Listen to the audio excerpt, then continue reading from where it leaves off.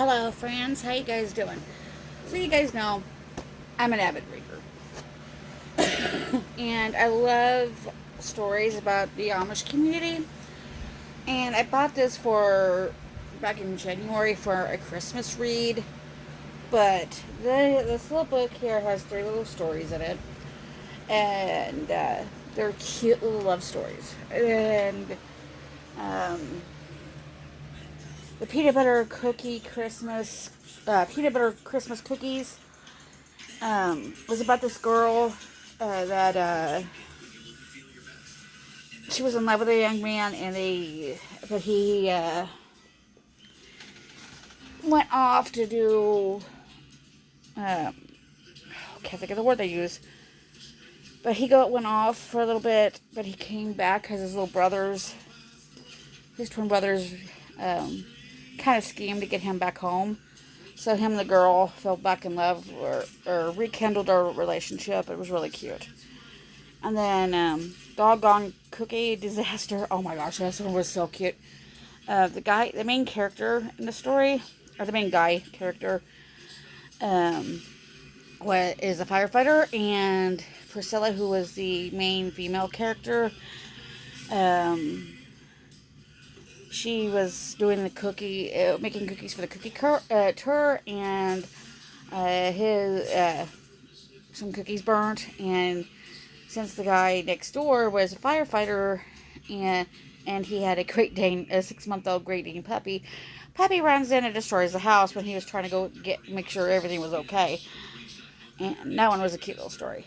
And then the cookie thief. And it was about this young lady who was in love, crush type situation with a young man, but another young man had feelings for her. Well, then their bishop put them together for the cookie tour to help set it up for that Christmas, and they end up falling in love with each other.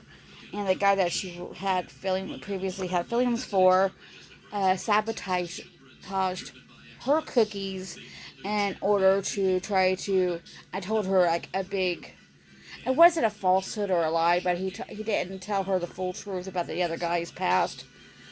And so when she asked him about it, he's like, "Well, this is what happened. My brother should have gotten in trouble. I stepped up because he was my younger brother, and I took the fall for him. So that way, because he was the younger brother was like 10, 11 years old, so he didn't really want his brother going, you know, getting in too much trouble for an accident, and that's what he told her the truth. So the other guy didn't get what he wanted, and they got together. So three very sweet stories, and each story had a different author. And it was Jennifer Beckstrand, Rachel J. Good, and Mindy Steele. So, but yeah, they were really, really good little stories, and I was really happy I bought this book. I will have to reread this for Christmas. And then I also just got done reading Jane Eyre before the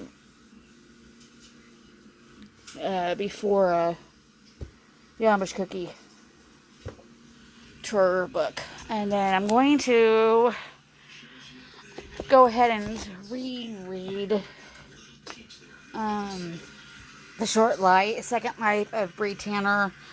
It's a side story of Eclipse, for people that don't know. She was a young vampire that the Valtori killed at the end of Eclipse. The Collins was going to take her in, and because she was like a young to mid teenager, we're going to take her in and take care, teach her how to be a vegetarian of vampires instead of going for human blood, going for animals. But Valtteri didn't like that thought and didn't like that, so she ended up dying. So, but yeah, I'm going to reread this one And I haven't read it in a while. I also do have all 4 of the Twilight books. Well, 5. All 5. Because they do have Midnight Sun. Which is, of course, if you don't know, Edward's side of Twilight. Stephanie Meyer said something about not doing his side of the story for New Moon, Eclipse, and Breaking Dawn. Honestly, I would like to see his side of those stories, especially like during New Moon, when like how we all know how Bella grieved pretty much and went into a really dark depression. How did Edward feel about it? How did Edward cope with not being with her? Since we all know how Bella was. I mean, she was like pretty much a zombie. And so I kind of would like to see his side of the story of New Moon and Eclipse, and definitely Breaking Dawn, especially with like her being pregnant with Renesmee.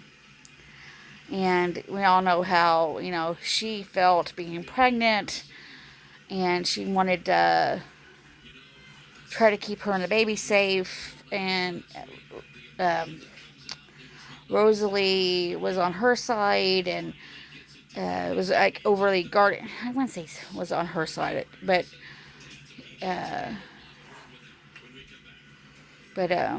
she was protecting Bella because she never got the chance to be a mom. So she really wanted the baby.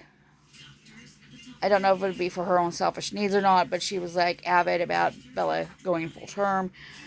Edward wanted her to abort the baby, and she was like, no, I'm not. This is our baby. But I can understand Edward's point of view because he wanted to save Bella, but I also understand Bella because, she wanted to keep the baby, and because it was a part of him and a part of her. So I would like to have seen his side on those 3 stories, besides, Midnight Sun. And so I'm going to go ahead and reread this one, and then I don't know what I'm going to read after this one. I have like 3 bookshelves full of books, so I don't know exactly where I'm going to go from this one. But okay, guys, you know how I am with my book rants. I love books. All right, well, I'm going to let you guys go. I am going to chill here at home. I hope you guys have a good week. I will see you next Sunday.